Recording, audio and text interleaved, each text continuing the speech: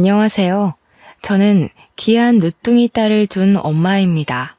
제 딸은요, 임신이 잘 안 되던 제가 거의 아이를 포기해 가던 끝에 얻게 된 소중한 자식이에요. 딱 나이 40 되는 해에 기적적으로 임신이 되어서 40살 끝 무렵 출산을 하였습니다. 딸은 출가 외인이라서 시집을 가버리면 이제 남의 집사람이 되는 거라고 하던데 저는 그런 말이 너무 싫었어요. 제 배 아파 낳은 자식을 마치 다른 집에 바치기 위해 낳은 것처럼 함부로 말하는 것 같아서였죠. 우리 딸은 어딜 가더라도 내 집사람이고 내 딸이라는 걸 저는 항상 딸에게 말을 해줘요. 솔직히 시집 자체를 안 가면 좋겠지만 만약 가게 된다면 부디 한 발자국 뒤에 돌아올 곳이 있다는 생각을 꼭 가졌으면 좋겠다고 생각했거든요. 이렇게 아꼈던 제 딸이 결혼을 한다면 제발 좋은 사람이랑 하길 바라기도 했어요. 그런데 제가 너무 우리 딸만 생각하느라 정작 제 자신과 남편을 돌아보지 못했던 거예요. 딸은 문제없이 잘만 커주었는데 부모인 저희가 많이 모자랐어요. 제게는 사위가 있었습니다. 우리 딸이 사랑한 남자면 우리한테도 아들이나 다름없다고 받아들인 사위였는데 저는 당시 사위를 통해서 사람을 너무 믿어도 안 된다는 걸 깨달았습니다. 제가 우리 귀한 딸 옆에 들어앉은 도둑놈을 알아보지 못하고 아들아들 거렸던 게 아직도 후회가 돼요. 저희 부부 나이가 60 중반을 바라보고 있을 때 우리 딸이 결혼을 했거든요. 딸은 한참 꽃다운 나이였지만 부모인 저희는 할머니 할아버지 수준이라서 괜히 딸의 이미지를 실추시키는 꼴일까봐 걱정을 한 번씩 했습니다. 그런 마음은 딸이 태어났을 때부터 그랬어요. 늦은 나이라도 딸이라는 축복을 받을 수 있게 돼서 정말 기뻤지만 한편으로는 걱정도 되는 게 나이였습니다. 주위에서 애를 너무 늦게 가지면 나중에 아이가 부모님을 부끄러워한다는 말을 들었거든요. 남편은 다른 사람 말 같은 거 신경 쓰지 말라고 설령 우리 딸이 늙은 부모님을 창피한다면 이해해줘야 되는 거라고 다독여 주었어요. 저는 제가 상처받을까봐 겁이 나는 게 아니었어요. 우리 딸도 젊은 부모님이랑 어울리고 싶을 텐데 그것 때문에 혹시 친구들한테 놀림이라도 받을까봐 그런 게 걱정이었습니다. 하지만 아이는 제 걱정이 무색할 정도로 정말 건강하고 밝게 자라주었어요. 저희를 부끄러워할지도 모른다는 걱정을 했던 게 오히려 더 창피할 만큼 딸이 저희를 정말 끼고 살았습니다. 딸은 초등학교 졸업을 할 때까지도 계속 저희 부부 사이에서 잠을 잤었어요. 세상에 어느 자식이 안 소중하겠냐마는 제가 딸을 너무 소중하게 키웠다 보니까 결혼마저도 시키고 싶지 않더라고요. 저도 병적인 모성애라는 거 압니다. 제 마음인데도 제가 어쩌지 못해서 조절하느라 늘 진땀을 빼거든요. 최대한 딸이 좋다고 하는 대로 살게 해주고 싶었는데 딸의 결혼은 제게 좀 큰 산이었어요. 막상 딸이랑 떨어질 생각하면 상상만으로도 눈물이 나더라고요. 그래서 남들 몰래 딸이 결혼하고 싶다는 남자만 안 데려왔으면 좋겠다. 그렇게 바라며 살았습니다. 그런데 딸의 인생이 어디 제 마음대로 되나요? 제 딸이 대학을 졸업하자마자 제가 그토록 기피하고 싶은 상황이 닥쳐버렸어요. 요즘 애들에 비하면 너무 빠른 나이에 결혼하고 싶은 남자가 생겨버린 거예요. 딸이 행복해하면서 무작정 소개해준 청년은 풍채가 좋고 수더분하게 생긴 사람이었습니다. 곰돌이상처럼 생겼는데 솔직히 첫인상으로 봤을 때는 우리 딸이 좀 더 아까웠어요. 남의 집 자식이고 딸은 내 자식이라서 그렇게 보는 것도 있지만 일단 우리 딸이 똑똑해서 학력이 좋거든요. 그런데 딸이 데려온 청년은 대학을 안 나왔대요. 20살이 되자마자 일터로 뛰어들어 먹고 살았답니다. 그 청년을 딱 처음 보자마자 느낀 점은 우리 딸보다 나은 것이 없었고 착실하게 사는 내 딸을 깨어낸 도둑놈이라는 것밖엔 없었습니다. 그럼에도 제 딸이 그 청년을 너무 많이 좋아하더라고요. 귀엽다나 뭐라나. 그래서 계속 집에 데려오는 걸 내버려두고 있었는데 신기하게도 딸이 귀엽다, 착하다 하도 칭찬을 해대니까 저까지 그렇게 보이기 시작하는 거 아니겠습니까? 그 청년한테서 첫 만남 때만으로는 알 수 없었던 장점들이 시간 갈수록 속속들이 나타나더라고요. 에이, 우리 장모님 또 혼자 무거운 거 들려고 하시네. 돌쇠 같은 사위 두고 왜 계속 잡일을 하려고 하세요? 가서 앉아 계시면 제가 장모님 있는 곳으로 대령해 드리겠습니다. 요즘 젊은 사람들은 늙은이들이랑 어울리기 귀찮고 할 일이 바빠서 남 일에 간섭도 잘 안 한다고 알고 있어요. 그런데 이 청년은 자기를 사위라고 지칭하고 저를 장모라고 불러주면서 집안의 굳은 일을 전부 도맡아 해줄 뿐더러 애교가 엄청 많더라고요. 우리 딸만으로도 웃을 일이 많은데 난생 처음으로 남의 자식 때문에 하하 웃어보기도 했습니다. 이처럼 제가 결혼을 허락했던 건 사위 성격이 너무너무 좋았기 때문이었어요. 사위의 다른 것이 전혀 안 보일 정도로 오로지 성격에만 매료가 되어버린 거죠. 그리고 이건 좀 나중에 들은 사실인데 사위가 우리 딸을 굶기지 않을 정도로 재력이 충분한 사람이더라고요. 가난한 사위라면 우리 딸이 같이 등골 빠지게 고생을 해야 되잖아요. 이왕 결혼하는 거 잘 사는 놈이랑 했으면 했는데 우리 사위가 딱 그 짝인 게 아니겠습니까? 그리고 무엇보다 제가 100점짜리 사위라고 생각했던 건 사위 사정을 들어보니 사위한테는 부모님이 안 계시는 것 같더라고요. 어릴 적 안 좋은 사고로 일찍 돌아가셨다고 했습니다. 그 사실이 너무 안타깝고 마음이 쓰였지만 다른 마음으로는 살짝 안심이 되었어요. 우리 딸이 시집살이로 고생하는 건 제가 절대 못 보거든요. 아마 사돈댁이 없어서 제가 사위를 더 따뜻한 마음으로 품지 않았나 싶습니다. 그리고 사위가 우리 남편한테 크게 점수를 따인 부분이 있는데요. 사위가 하는 일이 바로 골프장 사업이더라고요. 제 남편이 마침 골프광이라 부를 정도로 골프에 빠져있는 사람입니다. 그런 상황에서 사위 사업장이 그렇다고 하니까 사위를 바라보는 남편 눈이 완전 빛이 나더라고요. 언제든지 말씀하세요, 장인어른. 제가 모시겠습니다. 제가 카운터에 장인어른 등록해 놓을게요. 장인어른 이제부터 공짜로 골프 치시는 거예요? 참, 이번에 장비도 바꿔보시는 게 어때요? 제가 이미 하나 마련해둬서 거절하시면 골프채가 주인 잃습니다. 엄마야, 세상에. 어디서 이런 복덩이가 들어왔을까? 복덩이도 아니지. 완전 금덩이 수준이야, 금덩이. 역시 우리 딸이 보는 눈까지 이 애비를 닮아서는 신랑감 하나 잘 골라왔다. 아직 결혼한 것도 아닌데 사위는 저희한테 이미 사위나 다름없는 사람이었어요. 저희 집을 드나드는 것도 제법 자연스러워졌고 2달 정도 지났을 때는 저희 집에서 저녁을 먹고 가곤 했어요. 저는 우리 딸이 시집살이 안 하게 된 것처럼 사위한테도 처가살이 따위 모르게 하고 싶어서 올 때마다 잘해줬습니다. 그렇게 제 딸 결혼식이 임박할 동안 우리는 벌써 한 식구가 되어 있었죠. 결혼식 당일 막상 사돈 자리가 텅 빈 걸 직접 보니까 괜히 제가 마음이 안 좋더라고요. 사위도 결혼식 때는 마음이 싱숭생숭할 텐데 사위 기분도 걱정이 되었고요. 많은 사람들 앞이라고 속없이 싱글벙글 웃으면서 제 딸 손을 넘겨받는 사위를 보니 마음이 참 찡했습니다. 그런 사위를 보면서 저는 사위에게 엄마 같은 장모가 되어주겠다고 혼자 다짐을 했어요. 결혼식을 끝내고 애들은 따로 분가를 하였습니다. 그때가 되어서야 딸을 보낸다는 기분이 실감나더군요.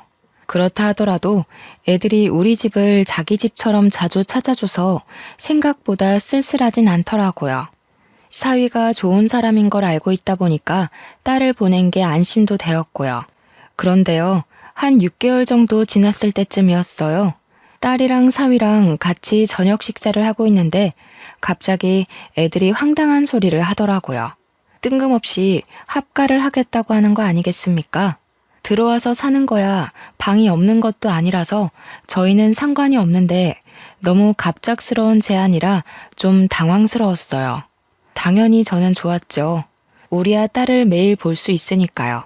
그런데 얘들이 생활이 어려운 것도 아니고 애를 낳아서 맞벌이를 하는 것도 아닌데 갑자기 신혼 즐긴 지 1년도 안 돼서 합가하겠다고 하는 게 제 딴에는 살짝 이해하기 어려웠어요. 이가 엄마 해주는 밥이 더 맛있다잖아.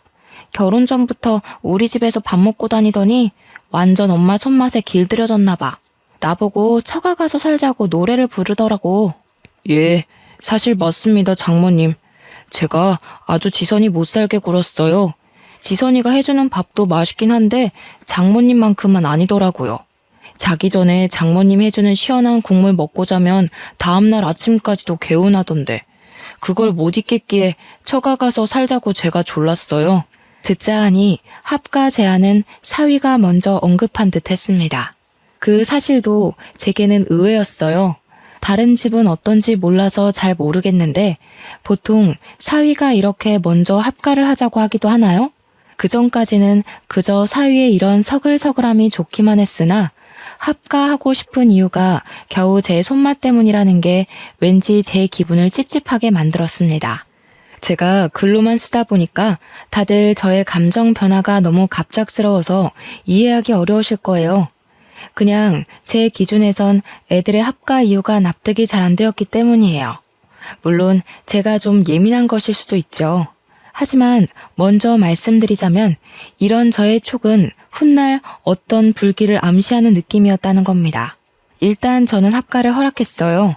딸 보낸 공허함은 다시 채워져서 좋으니 찝찝한 기분이 들더라도 좋은 게 좋은 거라고 생각하며 당장은 쉽게 흘러넘겼습니다. 사위는 합가를 하고 나서도 저랑 남편한테 엄청 사근사근하게 행동했어요. 애교도 많아졌고 먼저 우리한테 다가와 말동무도 해주기도 했습니다. 같이 살다 보니까 적응은 금방 되더라고요. 합가 초반에 꺼림칙했던 제 기분은 온데간데 없어지고 사위와는 부모 자식처럼 더 가까운 사이가 되었습니다. 이게 다 사위의 노력 덕분이라고 생각했어요. 근데 두 분은 휴대폰 잠금이 안 돼 있네요? 요즘에는 잃어버린다고 찾아주고 그런 거 잘 없는데.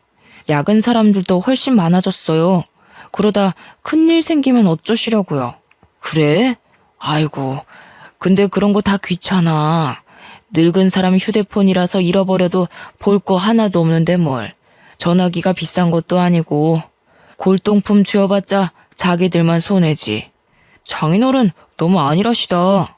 여기 보니까 은행 앱들도 다 깔려있는데요. 이거 비밀번호 걸려있어도 제대로 해킹하는 사람이 주우면 바로 털려요. 휴대폰이 비싸고 말고가 중요한 게 아니라 안에 내용물이랑 신상 정보 털리는 게 무서운 거라고요. 아이고야, 그걸 몰랐네. 그렇지. 내가 은행하는 것도 다 거기 들어있어. 얼른 잠가놔야겠다. 큰일 날 뻔했어. 강서방이 내 것 좀 설정해줘 봐라. 사위는 저랑 제 남편의 폰을 만지작거리면서 적당히 어렵지 않은 비밀번호로 휴대폰을 잠가주었습니다. 저도 남편처럼 휴대폰에 은행 앱이 깔려 있어서 남편과 똑같이 식겁했었어요. 사위 말을 듣고 그때라도 잠금해야 할 이유를 알게 되어 안심했습니다. 그리고 남편은 사위가 휴대폰을 만지는 김에 컬러링이랑 벨소리 좀 바꿔달라 부탁했고 사위는 제가 일어나 다른 일을 보는 동안에도 한참이나 남편의 휴대폰을 들고 있었습니다. 그런데 그 이후로 제가 좀 불편하게 느낀 게 하나 있었는데요. 남편이 휴대폰에 관해 모르는 걸 먼저 묻는 경우는 뭐 그럴 수 있다고 쳐도 화장실 가고 없는 남편의 폰을 허락 없이 만지면서 이것저것 살피는 사위 행동이 좀 그렇더라고요. 제가 더 거슬렸던 건 그런 행동이 한두 날이 아니었다는 겁니다. 왜 허락도 없이 남의 휴대폰을 거의 매일 만지는 거죠? 좀 이상하지 않습니까? 사위는 제 폰이랑 남편 폰이 덩그러니 놀고만 있으면 우리 걸 가져가서 한참을 만지작거렸습니다. 한 번은 집안일 하다가도 그게 너무 신경 쓰여서 뭘 그렇게 보냐고 물은 적이 있었어요. 사위 말로는 우리 휴대폰에 좋고 편한 설정 많은데 우리가 그걸 잘 이용 못하는 것 같아서 최대한 깔아준다고 살피는 거라 했습니다. 아니면 갤러리를 구경한다고 둘러대기도 했고요. 그땐 제가 휴대폰에 대해 뭘 모르니까 마음이 좀 개운하지 않더라도 그러려니 했습니다. 우리 사위가 남도 아니고 저희 휴대폰을 훔쳐가는 것도 아니지 않습니까? 제가 괜히 예민해서 한 번씩 이상한 경계심이 올라오는 거라고만 치부하고 또 찝찝함을 넘겨버렸어요. 그런데 한날 남편이 사위 따라 사위 골프장에서 골프를 치고 같이 귀가를 했는데요. 이번에는 아예 사위가 남편 폰을 들고서 들어오더라고요. 그 옆에서 남편은 표정이 어두워 있었는데 분위기가 심상치 않아 보여서 무슨 일이냐고 물었었습니다. 아니 글쎄 내 폰이 해킹당한 것 같아. 강서방이 급하게 봐주고 있긴 한데 어디 돈 빠져나간 건 아닌지 모르겠어. 뭐? 어쩌다가 해킹 그거 무서운 거 아니야? 아이고야 이거 큰일이다. 당신 적금 목돈도 다 전화기 안에 있잖아. 그래서 창고는 들렸어? 가서 돈 안 빠져나가게 통장이라도 정지시켜야지. 해킹이란 것은 제게 무척 낯설기도 했고 엄청 나쁘고 위험한 거라고 딱 그 정도만 알고 있어서 당시에는 정말 큰일이 난 줄 알았습니다. 아직 무슨 일이 났다고 사위가 말해주지도 않았는데 이미 남편 통장에 있는 생돈이 모두 날아가 버린 줄 알았죠. 제가 남편보다 더 심장이 벌렁거려서 딸이랑 같이 준비하던 식사도 놓고서 사위 옆에 붙어 있었어요. 지레 겁을 먹은 저와 남편과 달리 사위 표정과 목소리는 평온하기만 했는데요. 사위가 계좌 정지시킬 필요까진 없을 것 같다고 해서 우선 한숨 덜고는 있었습니다. 그러면서 사위는 남편한테 이것저것 눌러달라며 휴대폰을 근근히 내밀었고 생년월일, 주소, 주민번호 등 인적 사항을 물어봤습니다. 남편은 아무런 의심 없이 술술 불었고요. 방에서 민증까지 찾아와 사위에게 날름 주었어요. 남편도 일이 어떻게 돌아가는지 보기라도 하려고 돋보기를 끼고서 사위 하는 걸 유심히 지켜봤는데요. 나는 보더라도 아무것도 모르겠네. 일단 큰 문제는 넘긴 거 맞다니까 마음이 놓인다. 그래도 집에 똑똑한 강서방이 있어서 이런 것도 바로바로 해결되고 우리가 사위를 참 잘 뒀어. 여보, 우리 저번에 전복 산 거 있지? 그거 좀 손질해서 강서방 좀 먹입시다. 남편이 속 좋게도 심각한 와중에 허허 웃길래 제가 남편 등짝을 탁 때리며 어디 정신 빼놓고 있다가 해킹 당할 뻔한 위험까지 경례하면서 나무랐어요.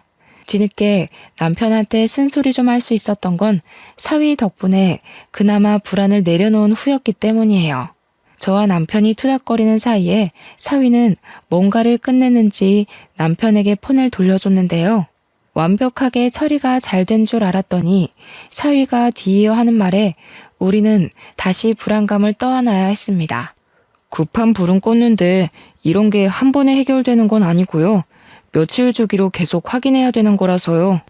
제가 나중에 다시 한번 말씀드릴 테니까 지금이랑 비슷하게만 도와주시면 돼요. 그래? 그럼 어디 돈 날리고 그런 거 아니야? 내가 가진 돈이 전부 전화기랑 다 연결되어 있거든. 그대로 있었어? 일단 지금은 그래요. 통장 같은 데는 전혀 문제가 없었고 대신 해킹 바이러스가 다른 방향으로 안에서 돌고 있을 수 있거든요. 갑자기 전화가 먹통이 될 수도 있고 문자나 인터넷 들어갔다가 해킹에 노출될 수도 있고요. 우선 장인어른이 이미 한 번 노출됐기 때문에 완벽히 안심하긴 일러요. 그 소리를 듣고 저는 다시 남편의 등짝을 팼습니다. 제 개인적인 적금은 제게 있지만 저희 현금 재산도 그렇고 공동명의 재산도 그렇고 대부분의 재산이 남편 손에 있었거든요. 남편도 겁에 질리긴 했는지 저한테 맞으면서도 사색이 되어 반응을 보이지 못했습니다. 사위는 난리가 난 저희더러 괜찮을 거라고 자기만 믿으라고 달래주었어요. 그 뒤로 사위는 남편보다 더 남편 폰을 많이 들고 있게 되었습니다. 한 번은 제가 우연찮게 사위하는 걸 본 적이 있었는데 사위가 아무렇지 않게 남편의 은행 앱에 접속해서 비밀번호를 치고 있더라고요. 사위가 가족이긴 하지만 솔직히 순간적으로 심장이 쿵 떨어지는 느낌을 받았어요. 어쨌든 피 한 방울 안 섞인 남이 우리 남편 통장을 아무렇지 않게 들락날락하니까 제가 다 당황스럽더라고요. 사위한테는 차마 묻지 못했고 남편한테 가서 사위가 왜 당신 은행 비밀번호를 알고 있냐고 다급하게 물어봤더니 남편 하는 말이 사위가 자기한테 일일이 찾아다니면서 비밀번호 눌러달라 하기 번거로우니까 그냥 번호를 알려달라고 했다더라고요. 그래서 외우고 있는 거래요. 그것까진 제가 몰랐던 사실입니다. 저희 딸도 남편 통장 비밀번호 모르거든요. 그런데 사위가 알고 있다는 게 좀 해킹 문제 때문에 어쩔 수 없다고 하지만 엄연히 재산 공개나 다름없는 거라서 조금 당황스럽고 불편했습니다. 어쨌든 사위 부탁대로 남편은 몇 번이나 사위를 도와 폰을 맡겼어요. 그 일이 오죽 지속이 되었으면 아직도 해킹 문제가 남았냐며 딸까지도 의아해 하더라고요. 하지만 사위는 그저 진지하고 꼼꼼하고 심각하기만 해서 아무도 건드릴 수가 없었습니다. 그러다 남편 일이 제대로 해결되기도 전에 제 심장이 한 번 더 바닥을 친 적이 있었는데요. 여느 때처럼 평범한 날에 저한테 문자 하나가 도착했었습니다. 파란색 글씨가 반짝반짝한 게 뭘 누르게 되어 있어서 그걸 생각 없이 눌렀거든요. 그런데 언제 나타났는지 갑자기 뒤에서 튀어나온 사위가 제 폰을 뺏으면서 막 열을 내며 침을 튀기는 겁니다. 장모님, 그런 거 함부로 누르시면 안 돼요. 아, 망했다. 장모님 폰까지 털린 것 같은데. 이런 게 제일 흔하게 해킹당하는 방법이라고요. 이거 빨리 알아봐야겠는데요? 뭐? 아유, 그럼 어쩌나? 어떻게 좀 해봐. 나는 그냥 뭘 눌러야 하는 건가 싶어서 생전 그런 게 안 오더니 왜 갑자기 그런 게 날라오고 난리래? 너네 장인어른 문제 때문에 혹시 나한테까지 날라오고 그럴 수 있는 거야? 그건 더 알아봐야 돼요.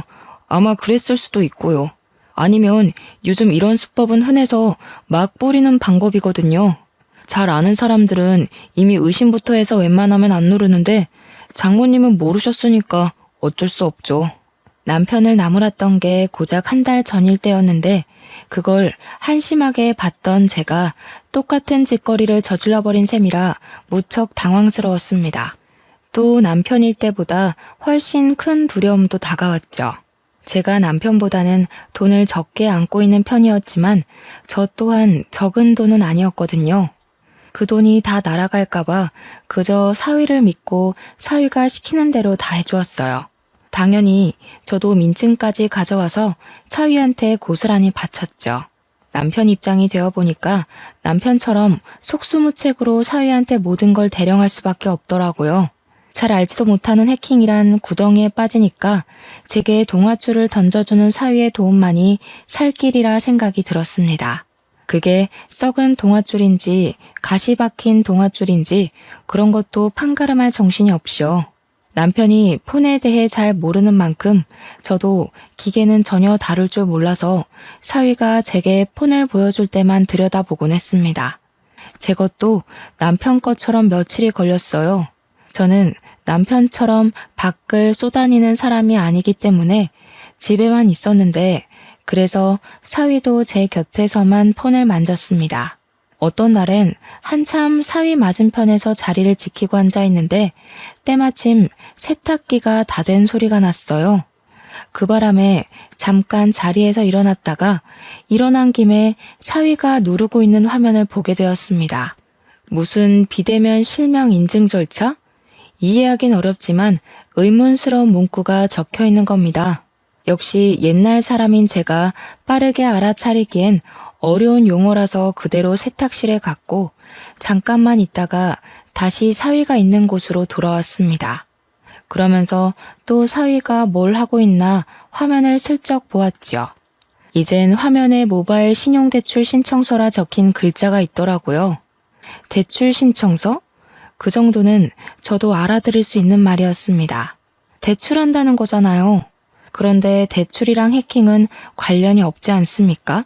사위가 손가락을 빠르게도 놀리면서 열심히 제 신상 정보를 신청서에다 적어 내려가는 중이었어요. 거기다 대고 제가 뭐 하는 거냐고 대놓고 물어봤죠. 그랬더니 사위는 제가 뒤에 온 줄 몰랐던 건지 제 목소리에 비명을 지르며 휴대폰을 놓쳤습니다. 제가 그걸 주우려고 하자 사위가 그 퉁퉁한 체격으로 아주 잽싸게 주워서 멀찍이 도망가 버렸어요. 그러면서 저더러 자기가 놀랐던 감정만 호소하더라고요. 그런 것도 다 해킹 알아보기 위한 하나의 방법이라면서 다 생각이 있어서 그러는 거라고 신경 쓰지 말라 했습니다. 그때부터 저는 뭔가 이상하다는 걸 눈치챘어요. 그래서 사위가 출근하고 집에 없을 때 딸을 불러다가 물어봤습니다. 내가 아무리 생각해도 대출 신청서는 대출을 할 거라는 의미 같거든? 도대체 그런 걸 신청해서 어떻게 해킹 바이러스를 잡는다는 거냐? 엄마가 잘 몰라서 그러는데 정말 그런 게 있긴 해. 그런 게 있을 리가 없지. 뭔가 이상한데. 엄마, 제대로 본 거 맞아? 나도 해킹에 대해선 잘 모르긴 한데 대출 신청서로 해킹 잡아낸다는 건 듣도 보도 못했어. 엄마가 잘못 본 걸 거야. 감히 장모 이름으로 대출 신청하는 사유가 어딨겠어. 아니라니깐. 이 엄마가 다른 건 다 안 좋아도 시력 하나는 건강하잖니. 정말 대출 신청이라고 돼 있었어. 네가 나중에 사위한테 슬쩍 한번 물어봐봐. 에이, 엄마는 아직도 사위가 어떤 사람인지 몰라? 그 순둥순둥한 사람이 어디 그런 꼼수를 부릴 만한 배짱이 되겠어? 말이 되는 소리를 해야지. 딸이 제 말을 믿지 않으며 설렁설렁 대응을 하길래 저는 난생 처음으로 딸에게 언성을 높이면서 똑똑히 봤다고 지금 엄마 바보 취급하는 거냐고 호소를 하였습니다. 절대 잘못 본 거 아니니 제발 좀 알아봐 달라고 사정까지 했어요. 그랬더니 딸은 제 반응에 당황해서 저를 달래주었고 이내 곰곰이 생각하더니 나중에 사위 오면 물어보겠다고 했습니다. 그리고 그날 밤 딸이랑 사위 다투는 소리가 거실 밖까지 새어나왔어요. 미친 거 아니야? 당신 지금 우리 엄마 아빠한테 사기친 거야? 제정신이 아니고서야 어떻게 장인 장모 돈을 빼먹을 생각해? 내 상식선에선 진짜 이해 안 되거든? 무슨 이런 인간 말종이 다 있어? 무슨 말이 그따위야. 힘들면 부모 되는 사람이 자식 뒤에서 등 좀 밀어줄 수 있는 거 아니냐? 장인 장모님이 사위 미천 대줄 능력이 안 되니까 대출이라도 받으려고 했던 건데 뭘 사기꾼이야. 야 미친놈아, 그게 사기꾼이야. 허락도 없이 돈 쳐 빼가는 게 사기지 뭐냐고. 이거 완전 도둑놈 새끼네. 진짜 기가 차서 웃음도 안 나온다. 당신 이거 우리 부모님 기만한 거야. 우리 엄마 아빠가 아무것도 모른다고 해킹으로 사기나 치고 대놓고 개인정보 캐묻고 어쩜 그렇게 뒤통수를 칠 수가 있어? 알고 보니 사위가 저랑 제 남편이 허술하게 휴대폰을 관리하는 걸 파악하고서 저희 이름 앞으로 대출을 받아 자기가 쓰려고 했던 거였습니다. 해킹을 당했다는 거는 역시나 아무것도 모르는 저랑 남편에게 거짓말을 한 것이었고 사위가 저랑 남편을 물로 보고서 대놓고 속여먹은 거였어요. 듣자 하니 이미 대출을 몇 번 받았더라고요. 액수가 한 6천만 원은 되는 것 같았습니다. 밖에서 기함을 하고 있는데 그 순간 방에서 무슨 뺨 갈기는 소리가 났고 저는 지체하지 않고 방에 들어갔습니다. 제 눈앞에는 바닥에 엎어져서 오른쪽 볼을 감싸고 있는 딸이 있었어요. 제 귀한 딸이 잘못 없이 쓰러져 있자 눈이 돌아버린 저는 저보다 훨씬 덩치 큰 사위에게 바로 덤벼들었습니다. 나약한 힘으로 사위를 힘껏 밀어버렸는데 그놈의 커다란 풍채 때문에 꼼짝도 안 하더라고요. 무슨 돼지 석상도 아니고 500년 묵은 나무도 아니고 어쩜 그리 타격을 안 입는 건지. 오히려 저한테 짜증이 난 사위가 저를 툭 밀어버렸습니다. 사정없이 넘어진 저는 주위 가구에 팔이 세게 부딪혔고 금이 갔는지 통증이 엄청났어요. 다른 생각도 못하고 그저 대굴대굴 구르기만 했습니다. 그때 딸은 저를 급히 살피면서 119를 불렀어요. 그러고는 사위에게 곧장 쌍욕을 해버렸죠. 나중에 119까지 들이닥치니 그제야 방에서 슬 나와본 남편은 제가 다친 걸 보고는 얼른 쫓아와 부축을 해주었고 저희는 모두 병원으로 향했습니다. 물론 사위는 빼고요. 나이가 있어서 그렇지 깁스하고 조심하면 금방 다시 뼈가 붙을 거라고 의사 선생님이 안심시켜 주었는데요. 한숨 돌리고 난 후에야 저희는 아까 있었던 일을 다시 생각해 볼 수 있었습니다. 딸은 굉장히 화가 난 상태였어요. 우선 자기 신랑이 우리한테 패기친 부분을 가장 크게 담아두고 있었어요. 딸은 집으로 돌아가는 길에 사위를 경찰에 신고해버렸습니다. 제가 딸을 잠시 말리면서 신고를 해버리면 너네 이혼할 수밖에 없다고 했더니 딸이 그딴 도둑놈 새끼랑은 못 산다고 당연히 이혼할 거라 하대요. 그래서 딸이 마음대로 하도록 저도 내버려 두었습니다. 사실 딸이 그렇게 말해주길 제가 기대했는지도 모르겠네요. 그렇게 바로 경찰서로 간 저희는 사위에게 무슨 짓을 당했는지 세 식구 다 진술서 작성하고 난 뒤에 사위를 만났습니다. 저는 둥그런 덩치를 하고서 작은 의자에 앉아있는 사위가 원망스러워서 후다닥 달려가 사위 등짝을 몇 대나 팼어요. 이 못난 놈, 못났다 못났어. 우리가 널 얼마나 믿었는데 네가 어떻게 우리한테 이럴 수가 있니? 그 착해 빠진 얼굴로 감히 어른을 놀려? 우리가 너한테 서운하게 한 게 뭐 있다고.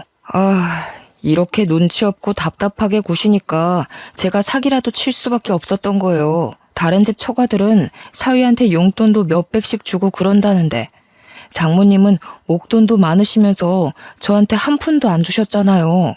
그게 잘해준 거예요. 요즘 사위한테는 그렇게 돈으로 째째하게 구는 게 서운하게 하는 거예요. 이런 썩을 놈, 어디 쓰레기를 주워다 처먹었나? 말끝마다 악취가 진동을 해서 더는 못 들어주겠네. 고작 사기친 놈이 뭐 잘난 짓 했다고 면상 빳빳이 쳐들고 있어? 고개 쳐박아 이놈 새끼야. 저도 저지만 남편이 사위를 정말 많이 좋아했는데 그래서 사위에 대한 배신감이 더 심한 듯 했습니다. 남편이 눈에 불을 켜고 사위의 머리통을 후려치며 형사님 책상에다가 처박아 버리더라고요. 평소 골프하느라 팔 근육이 죽지 않고 단련이 되어 있었는데 제가 덤비면 꼼짝도 안 했던 사위가 남편 손짓 한 방에 힘도 못 쓰고 머리를 박았습니다. 심지어 남편은 아무리 생각해도 분이 안 풀린다면서 한 대로 모자라 두세 대는 더 뒤통수를 후려 갈겼습니다. 그러자 처맞고 있던 사위가 짜증을 팍 내면서 벌떡 일어났는데 남편은 사위의 커다란 덩치에 놀라지 않고 바로 발등을 콱 밟으면서 반대 딸이 정강이까지 차버렸어요. 그렇게 노려보면 어쩔 건데? 이 지옥불에 떨어질 놈 같으니라고. 부모 없다길래 불쌍해서 신경 좀 써줬더니만 아주 우리를 봉으로 보고 있어? 그 머리로 뒷일까지 생각 안 한 거 보니 그냥 똥멍청이가 따로 없구나.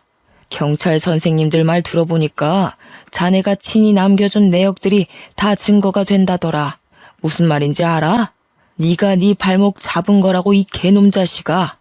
남편이 말하는 내내 계속 사위를 들고 찾는데도 경찰서에선 말리는 사람이 없었습니다. 경찰들도 제 남편 입장에 서 있었던 거예요. 그 시간이 늦은 밤이라서 보는 눈이 적을 때였기에 경찰들이 눈을 감아준 게 아닌가 싶습니다. 그래서 저랑 딸이 그만 더러운 곳에 손 떼라고 말려줘서 남편이 겨우 참은 거였어요.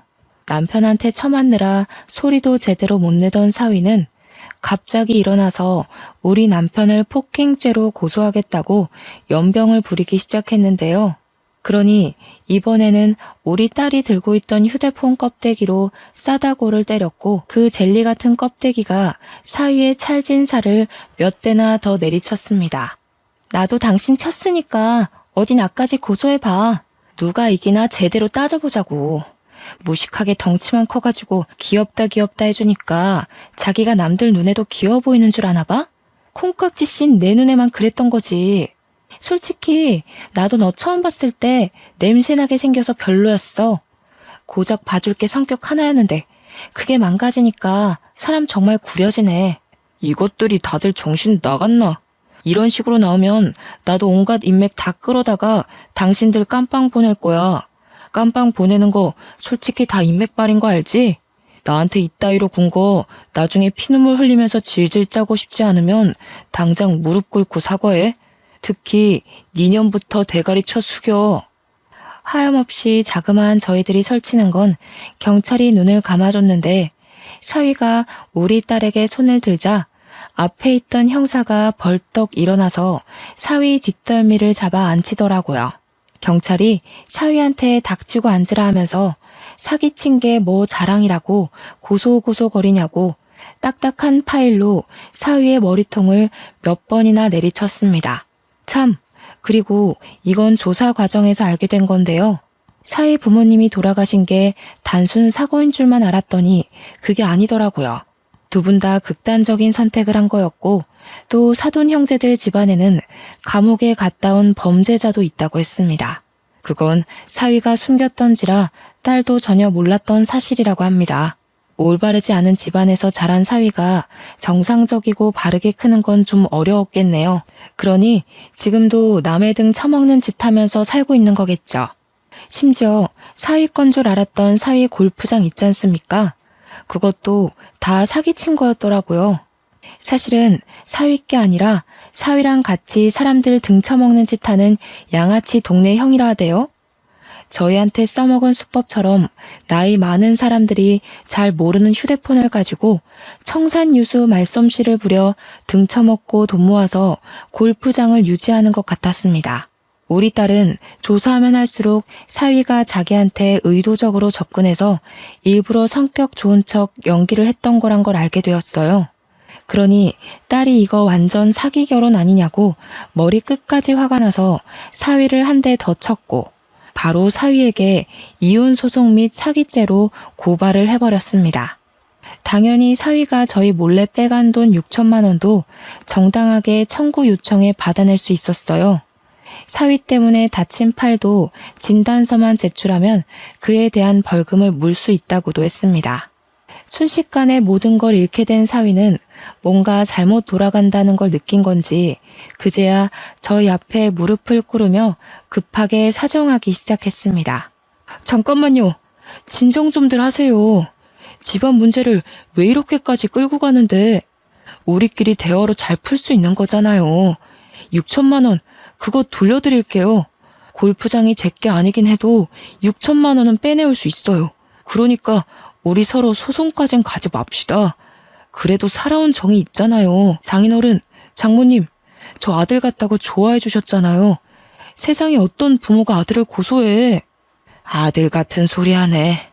네가 내 딸 옆에 있을 수 있을 때나 아들이지. 내 딸이 너를 버린 이상 넌 그저 똥덩어리 수준밖에 안 돼. 그저 지 목숨 건사하려고 무릎 꿇고 사정하는 것도 보기 역겨워 죽겠다. 그동안 네 목구멍으로 쳐넣은 우리 집 쌀이 다 아까워. 진짜 너무하시네요. 저 부모 없다고 더 이렇게 막대하시는 거죠? 이거 사람 2번 죽이는 거예요. 부모님한테 버림받았을 때 느낀 트라우마가 2분 때문에 다시 살아날 지경이라고요. 이게 사람으로서 할 짓이에요? 시끄럽다 이놈아. 지 부모까지 욕보이게 하는 썩을 놈 같으니라고. 이 와중에도 그저 사기칠 생각밖에 안 하네. 살아보겠다고 어떻게 죽은 네 부모까지 이용해서 나불거려? 그래봤자 하늘이 알고 땅이 알아. 부모 없이 컸으면 더 정신 똑바로 차리고 살았어야지. 그러니까 너는 고작 사기꾼 나부랭이밖에 안 될 운명이었던 거다. 반성 같지도 않은 반성을 해놓고서 사위는 자기가 뭐 대단한 회유라도 보여주는 줄 아나 봅니다. 반성을 해줘도 난리냐고 다시 얼굴색이 돌변해서는 벌떡 일어나 저한테 따졌어요. 역정을 내면서 손찌검을 행사하려고 하길래 이제 그만 경찰한테 연행되고 말았습니다. 그대로 유치장에 수감이 되면서 저희한테 합의받을 기회마저 스스로 들고 차버린 거죠. 그리고 사위가 양아치 형님이랑 같이 운영해왔다던 그 골프장은 경찰들이 바로 압수수색을 나갔는데요.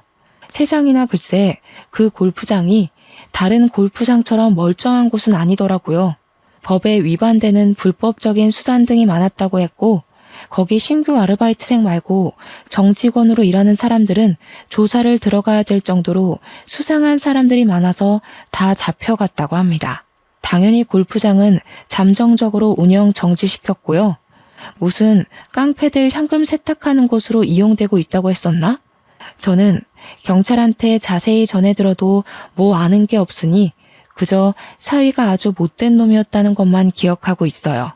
사위 포함해서 몇몇 우두머리들은 징역을 살게 되었다고도 들었습니다.